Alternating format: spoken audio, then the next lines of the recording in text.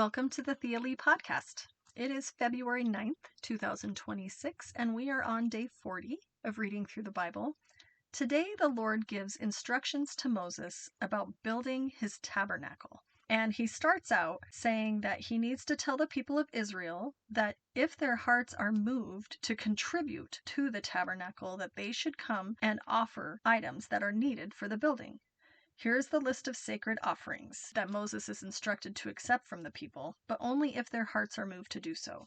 Gold, silver, and bronze, blue, purple, and scarlet thread, fine linen and goat hair for cloth, tanned ram skins and fine goatskin leather, acacia wood, olive oil for the lamps, spices for the anointing oil and fragrant incense, onyx stones and other gemstones to be set in the ephod and the priest's chestpiece. He wants the people of Israel to build him an holy sanctuary so that he can live among them.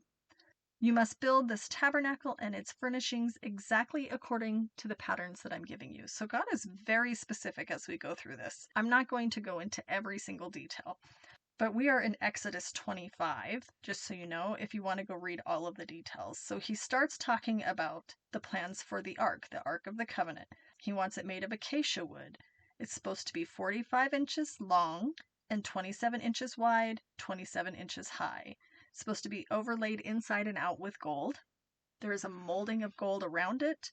4 gold rings are attached to the 4 feet of this ark with 2 rings on each side. Then poles of acacia wood that are overlaid with gold are inserted into those rings, and that's how they're going to carry the ark to move it. These poles should never be removed once they're inserted. When the ark is finished, then this is where the stone tablets that God is inscribing for them are supposed to go. Then they make the cover for the ark, the place of atonement, from pure gold that must be 45 inches long and 27 inches wide. 2 cherubim from hammered gold must be placed on top of this cover, 1 on each end. The cherubim will be facing each other, looking down, with their wings spread above it. They are there to protect it. Then you put the cover on top of the ark, and God says, I will meet with you there and talk to you from above the atonement cover between the gold cherubim that hover over the Ark of the Covenant. From here I will give you my commands for the people of Israel. So this is literally God's meeting place with the people. So then he talks about the table. He wants them to make a table of acacia wood, 36 inches long, 18 inches wide, and 27 inches high. Overlay that with pure gold, run a gold molding around the edge, decorate it with a 3-inch border, and run gold molding along the border. Then it also has 4 gold rings, 1 attached to each of the legs, and then they make acacia poles again, overlaid with gold to carry it around with. And all of the containers for this table are made of gold also. The bowls, pans, pitchers, and jars used in pouring out liquid offerings are supposed to be made of gold. And then the bread of the presence is always supposed to remain on that table in front of God at all times. Then he gives instructions for a lampstand of pure hammered gold. From the base, there will be 3 branches extend from each side, so a total of 6 branches coming out from the center stem. And each of the 6 branches will have 3 lamp cups shaped like almond blossoms, complete with buds and petals. The center stem of the lampstand will have 4 lamp cups on it, shaped like almond blossoms, complete with buds and petals. There will also be an almond bud beneath each pair of branches, where the 6 branches extend from the center stem. The almond buds and branches must all be of one piece with the center stem, and they must be hammered from pure gold.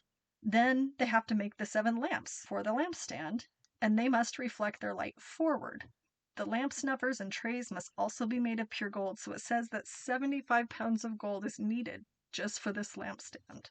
Then they make the tabernacle itself, and it's going to be a tent. So he talks about there should be 10 curtains of finely woven linen. They are curtains that are decorated with blue, purple, and scarlet thread, skillfully embroidered with cherubim on them. 10 curtains must be exactly the same size, 42 feet long and 6 feet wide.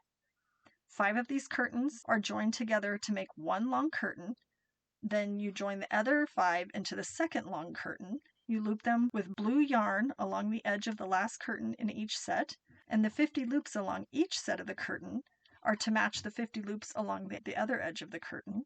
Then make 50 gold clasps and fasten the long curtain together with the clasps. This way, the tabernacle will be made of one continuous piece Make 11 curtains of goat hair cloth to serve as the tent covering for the tabernacle. These 11 curtains must be exactly the same size, 45 feet long and 6 feet wide. 5 of these curtains are joined together to make one long curtain, and then the other 6 into the second long curtain. There should be 3 feet of material allowed in the second set of curtains to hang over the front. They also have 50 loops, and they have 50 bronze clasps. Fasten the loops of the long curtains with the clasps, so this way there is one long continuous piece. The remaining 3 feet of the covering will be left to hang over the back of the tabernacle, and then there will be 18 inches of remaining material hanging down over each side so that the tabernacle is completely covered. Complete the tent covering with a protective layer of tanned ram skins and a layer of fine goatskin leather. Then for the framework of the tabernacle, they have frames of acacia wood. Each frame must be 15 feet high and 27 inches wide with 2 pegs under each frame. All the frames should be identical. There will be 20 of these frames to support the curtains on the south side and 40 silver bases, so 2 bases under each frame. The pegs fit securely into those bases, so for the north side of the tabernacle, you make another 20 frames with their 40 silver bases also, and then 6 frames on the rear, the west side of the tabernacle, along with 2 additional frames to reinforce the corners. And then the crossbars are made of acacia wood to link the frames, 5 crossbars for the north side and 5 for the south. The middle crossbar attached halfway up the frames will run all the way from one end of the tabernacle to the other. For the inside of the tabernacle, you make a special curtain of finely woven linen, decorate it with blue, purple, and scarlet thread and skillfully embroidered cherubim. Hang this curtain on gold hooks attached to 4 posts of acacia wood. Overlay the posts with gold and set them in 4 silver bases. The inner curtain hangs from clasps and it's put in front of the Ark of the Covenant, so the curtain will separate the holy place from the most holy place. The table is placed outside the inner curtain on the north side, and then the lampstand goes across the room on the south side. Then you make another curtain for the entrance to the sacred tent, also made out of fine woven linen and embroidered with exquisite designs using the blue, purple, and scarlet thread. It also has acacia wood posts. They are overlaid with gold, and the curtains hung with gold hooks, and there are 5 bronze bases for those posts. And then they make the altar for the burnt offerings. The altar is made of acacia wood. It is square, 7.5 feet wide, 7.5 feet long, and 4.5 feet tall. There are horns made for each of its 4 corners so that the horns and the altar are all one piece. They overlay the altar with bronze. They make the ash buckets, shovels, basins, meat forks, and fire pans all from bronze. They will make a bronze grating for it, and then there will be 4 bronze rings. For carrying the altar, you make poles of acacia wood and overlay them with bronze. Insert the poles through the rings on the 2 sides of the altar, and the altar must be hollow, made from planks.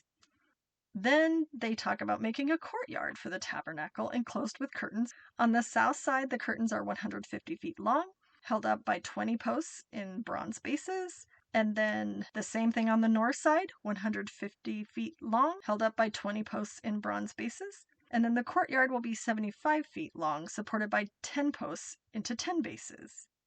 The courtyard entrance will be on the east, flanked by 2 curtains, 22.5 feet long each. For the entrance of the courtyard, make a curtain that is 30 feet long, from finely woven linen, decorated with beautiful embroidery, blue, purple, and scarlet thread again, and it will be supported with 4 posts, each securely set in its own base. All of the posts around the courtyard must have silver rings and hooks with bronze bases. So the entire courtyard will be 150 feet long, 75 feet wide, with curtained walls, 7.5 feet tall. All of the articles used in the rituals of the tabernacle, including all the tent pegs used to support the tabernacle and the courtyard curtains, must be made of bronze. And then it says, command the people of Israel to bring you all the pure oil of pressed olives for the light, because Aaron and his sons are supposed to keep the lamps burning continually in front of the inner curtain that shields the Ark of the Covenant, and that this is a permanent law for the people of Israel, should be observed from generation to generation. So then it talks about clothing for the priests. He's supposed to call Aaron and his sons, Nadab, Abihu, Eleazar, and Ithmar, and set them apart from the rest of the people of Israel so that they may minister to me and be my priests. They make sacred garments for Aaron that are glorious and beautiful. Instruct all the skilled craftsmen whom I have filled with the spirit of wisdom. So they make these garments for Aaron that will distinguish him as a priest set apart for God's service. The garments they're making are a chest piece, an ephod, a robe, a patterned tunic, a turban, and a sash. And Aaron and his sons are to wear these garments when they serve God as priests. So the first thing they make is the ephod, and it's finely woven linen, skillfully embroidered with gold, blue, purple, and scarlet thread. It's going to consist of 2 pieces, front and back, joined at the shoulders with shoulder pieces, and a decorative sash will be made of the same material, finely woven, embroidered with gold, blue, purple, and scarlet thread. There will be 2 onyx stones engraved with the names of the tribes of Israel. The 6 names on each stone will be arranged in order of the births of those original sons of Israel.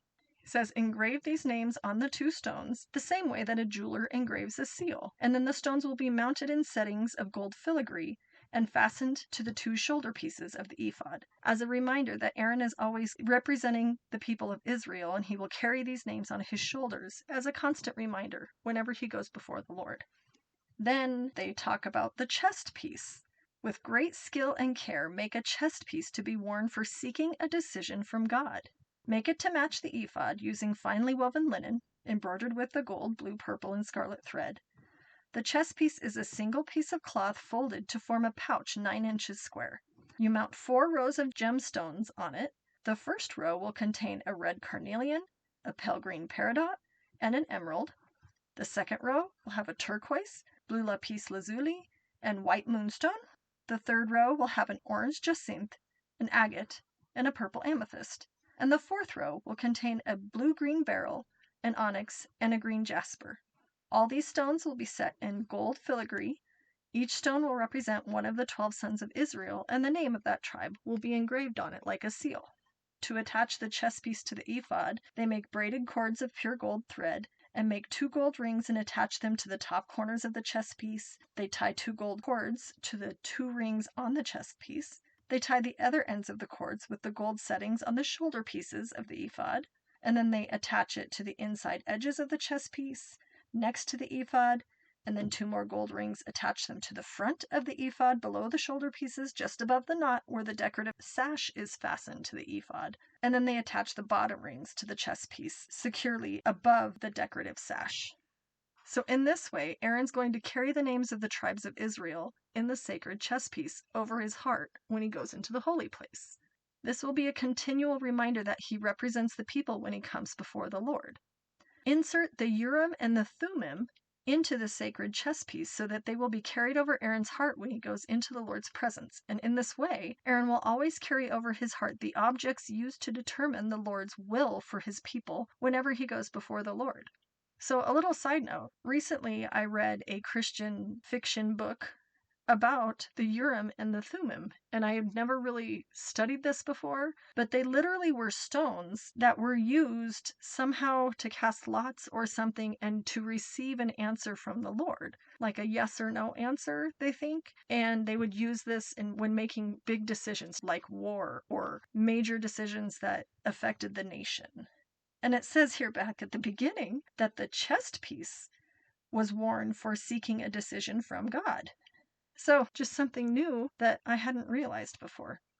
Then they go on to talk about how to make the robes that are worn with the ephod from a single piece of blue cloth. At the bottom of the robe, it's got pomegranates out of blue, purple, and scarlet yarn, and they're supposed to be attached to the hem of the robe intermittently with gold bells between them. When he wears this robe, whenever he ministers before the Lord, the bells will tinkle as he goes in and out of the Lord's presence in the holy place. And if he wears this robe, he will not die. And then it says, next they make a medallion of pure gold, and engraved on it like a seal are the words, Holy to the Lord. The medallion is then attached with a blue cord to the front of Aaron's turban, where it must remain. So Aaron wears this medallion on his forehead so that he may take on himself any guilt of the people of Israel when they consecrate their sacred offerings, and he must always wear it on his forehead so that the Lord will accept the people. Then he has a patterned tunic that is from fine linen cloth. They fashion the turban from fine linen as well, and a sash is decorated with colorful embroidery. And then Aaron's sons have tunics, sashes, and special head coverings that are glorious and beautiful also. Clothe your brother Aaron and his sons with these garments, and then anoint and ordain them. Consecrate them, so that they can serve as my priests. And then they have linen undergarments that they make for them to be worn next to their bodies, reaching from their hips to their thighs. And these must be worn whenever he and his sons enter the tabernacle. Then they will not incur guilt and die. This is a permanent law for Aaron and all of his descendants after him. So there's a lot here. God is very specific. It's quite the undertaking, and it makes me think how amazing that these men were able to craft these things in the wilderness in their tents, these huge curtains, all of this gold overlayment. And then I love that they were instructing all the skilled craftsmen to whom God had filled with the spirit of wisdom. So they had specific spiritual knowledge to do all of these jobs. Thank you for listening. We will talk again tomorrow.